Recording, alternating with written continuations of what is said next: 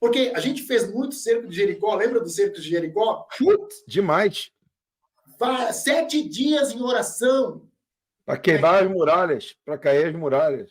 Derrubar as muralhas, para acabar com tudo. Então, você fazia um voto de oração durante 7 dias, não importa, o mais impossível que fosse, Deus ia te dar no final do 7º dia. Assim como as muralhas de Jericó foi ao chão, o povo andou com a Arca da Aliança em volta da muralha, e no último dia tocaram as trombetas e a muralha foi ao chão.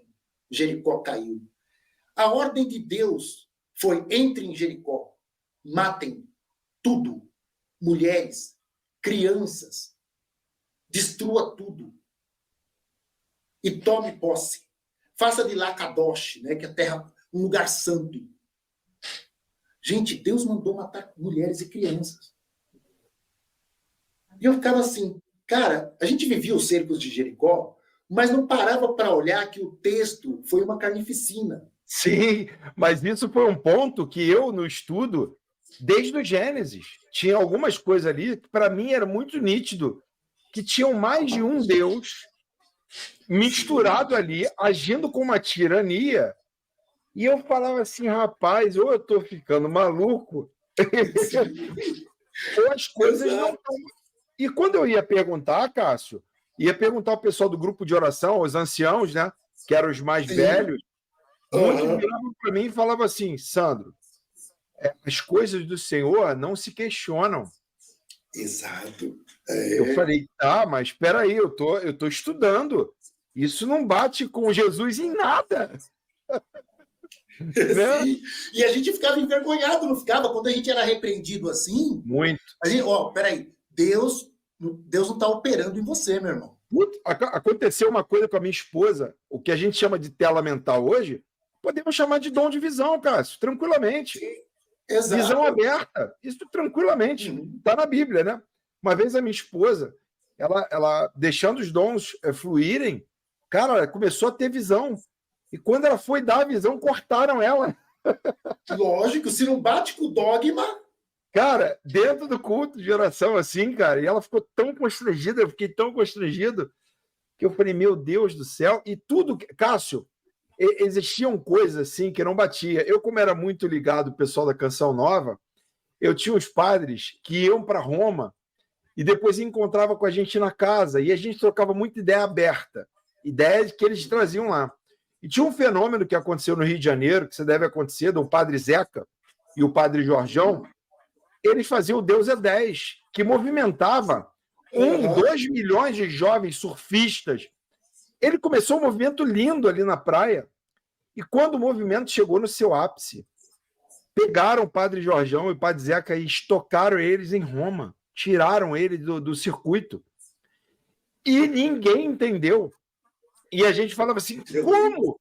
Esse cara está conseguindo fazer no Rio de Janeiro algo sobrenatural. A gente ia nas missas, Nossa Senhora de Copacabana, da Renovação, né? Eram missas que as pessoas tinham que botar telão fora, porque não cabia gente. E aí, resultado, o padre Zeca largou a batina. Né? Isso era uma propulsão assim que eu nunca consegui entender, Cássio.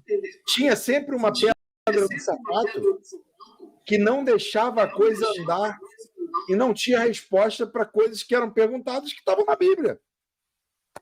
Exato. E isso cria uma confusão, um constrangimento. Às vezes a pessoa está tendo um direcionamento muito bom, mas se qualquer detalhe não está batendo... Porque também depende de quem está no comando dentro da igreja.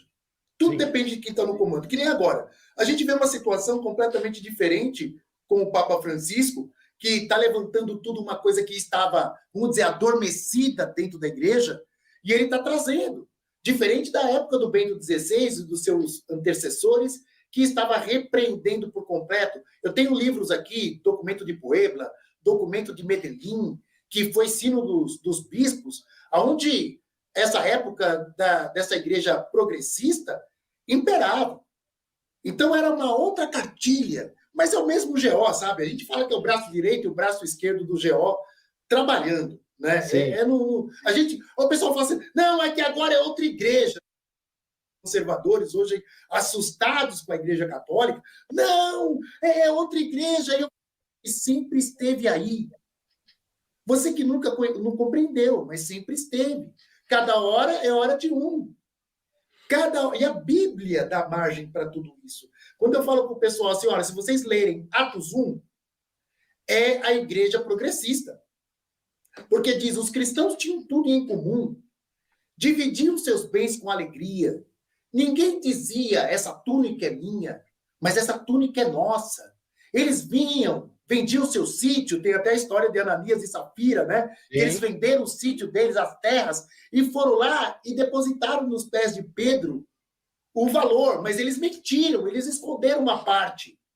Isso é uma estratégia de Atos dos Apóstolos, que eu já falei bastante sobre isso, porque tem uma ideia de minar a pessoa de Pedro e exaltar a pessoa de Paulo. Essa é a ideia de Atos dos Apóstolos. É exatamente montar a jornada do herói de Saulo. Né? Saulo, que você termina Atos dos Apóstolos, você fala, cara, é Paulo. Pedro, nossa, Pedro foi o sacana. Ele não queria pregar para os gentios, ele não queria que o Espírito Santo tomasse conta das pessoas.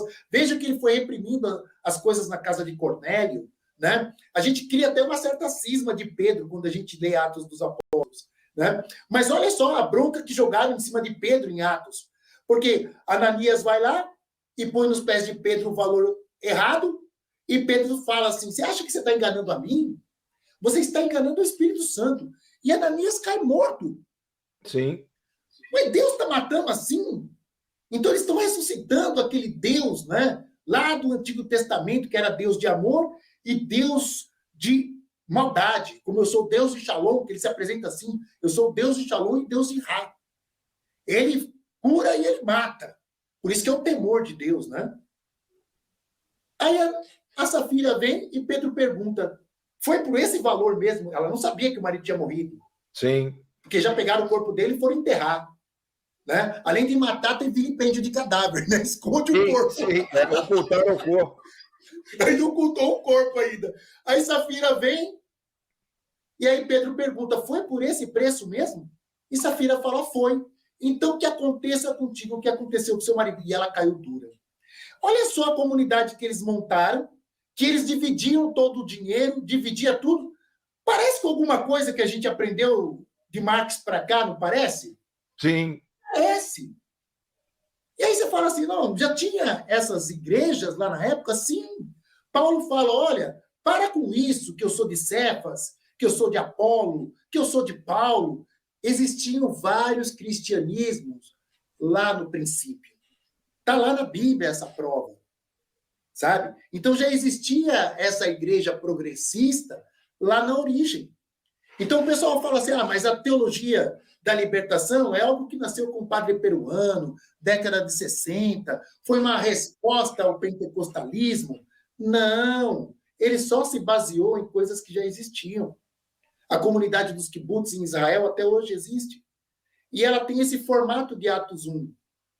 Atos 2 já dá toda a base para o pentecostalismo. Dom de cura, dom de profecia, dom disso, aquilo, outro, né? Só que Paulo já dá uma distorcida em Coríntios 12. Ele inventa coisas que não está. Atos 2 é um fenômeno chamado xenoglosia. É falar um idioma inteligível. É como assim, você chega aí nos Estados Unidos, você fala inglês. Você fala português. Pô, o povo que fala português vai te entender. O povo que fala inglês vai te entender. Se você fala italiano, o povo que entende italiano fala, poxa, o Sandro Rocha está falando italiano aqui. Fenômeno, quando a pessoa não estuda, que brota, isso é estudado na parapsicologia. Esse fenômeno é real. Chama-se xenoglosia. O que Paulo ensina é uma glossolalia. E a gente viveu muito isso na renovação carismática. Sim. Esse dom de línguas. É uma glossolalia, não se tem uma tradução daquilo. É diferente do que aconteceu em Atos 2. Apesar de Paulo querer fazer esse link, falar que é a mesma coisa. Não, é uma coisa que ele ensina.